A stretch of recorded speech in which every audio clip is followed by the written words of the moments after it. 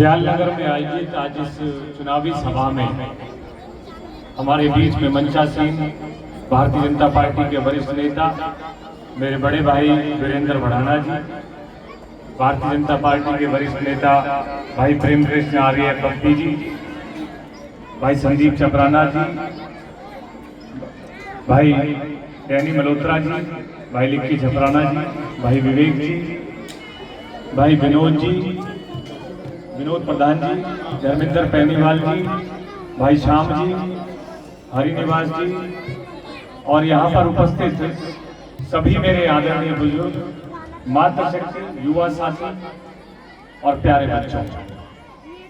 मुझसे पूर्व में भाई वीरेंद्र भड़ाना जी ने बड़े विस्तार से आपसे बात करी और विशेषकर आपकी कॉलोनी की किस तरह से यहाँ पर भ्रामक प्रचार करते हैं, कभी ऑडियो क्लिप के माध्यम से, कभी अन्य माध्यम से, और जैसे ही चुनाव आता है ये विपक्षी दल, इनके पास केवल एक मुद्दा बचता है कि दयालनगर के लोगों में किसी तरह का भ्रम फैलाएं और भ्रम फैलाकर उनको परेशान करें कि आपके आशियाने आपके घर तोड़े जाएंगे, ऐसी वो चर्चा करते हैं।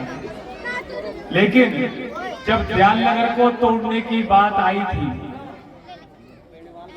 तो आपको ध्यान होगा, आपके सांसद, आपके केंद्रीय मंत्री चौधरी कृष्णपाल जी ने ये कहा था कि जब तक मैं यहाँ पर हूँ दयालनगर के एक भी घर में कोई नुकसान हो, ये संभव नहीं है किसी भी हाल में दयालनगर के एक मकान को भी यहाँ पर तोड़ने नहीं दिया जाएगा।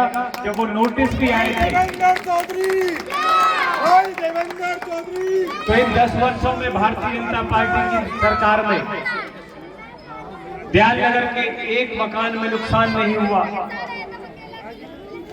और ना आगे हो पाएगा, ऐसा माननीय मंत्री जी का आपको वादा है। आप निश्चिंत रहें। ऐसी ऑडियो क्लिप, ऐसे प्रचार करने वाले लोग केवल चुनाव में उसका लाभ उठाना चाहते हैं, लेकिन आपके विकास के लिए उनकी कोई योजना नहीं है। आपको डरा के वोट लेना चाहते हैं, लेकिन आपके चाहे नाले को पक्का करने की बात हो, दयालनगर के एक एक निवासी की उसके घर को बनाए रखना, ये हमारा संकल्प है। किसी हाल में आपको यहाँ से नहीं हटाया जाएगा।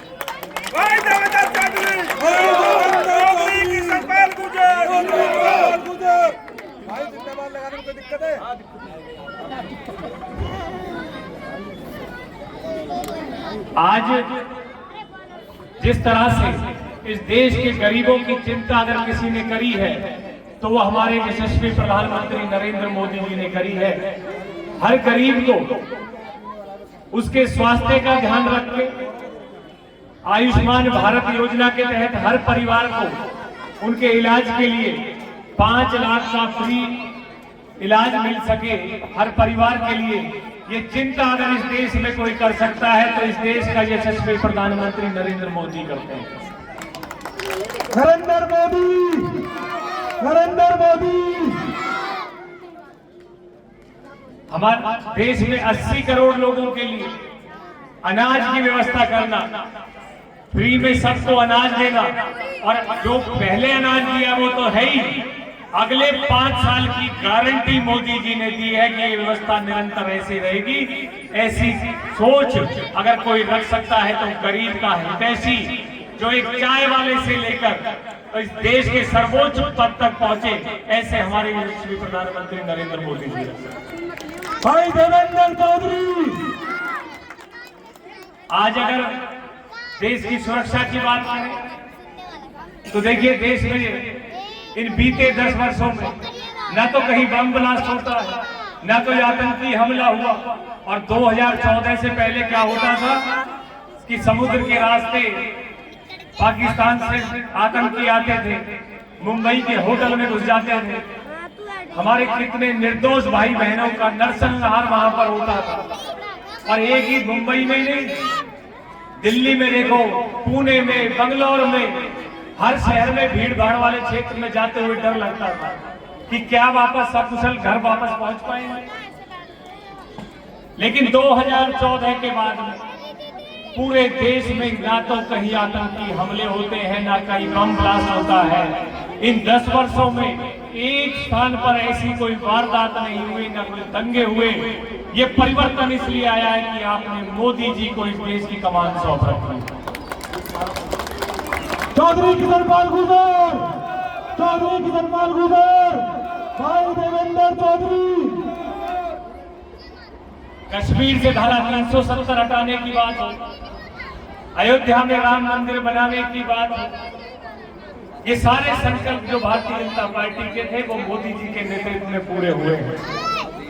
और ऐसा भव्य मंदिर अयोध्या में बना है। वो दिन तो सबको याद है कि 22 जनवरी को प्राण प्रतिष्ठा जब प्रभु राम की अयोध्या मंदिर में हुई तो पूरे देश में जिस तरह का वातावरण था, पूरे फरीदाबाद में जैसा वातावरण था, आपकी कॉलोनी में भी उस दिन ऐसा लगता था मानो आज दोबारा से दिवाली आ गई है। ये दिवाली हमें इसलिए देखने को मिली कि इस देश की कमान आज मोदी जी के हाथ में है, जिन्होंने इस देश की गरिमा को बढ़ाने का काम किया है। नरेंद्र मोदी, नरेंद्र मोदी। आज मोदी जी के पैर छूकर दूसरे देशों के राष्ट्रपति उनसे आशीर्वाद लेते हैं, तो ऐसा कर्मयोगी प्रधानमंत्री आपने इस देश के लिए चुना है, जो इस देश के गरीब की, किसान की, मजदूर की, महिला की बात करते हैं, किसानों के सम्मान राशि की बात हो, मजदूर के लिए राशन का प्रबंध की बात हो, महिलाओं के लिए जो आगे आरक्षण की सोच रखते हैं,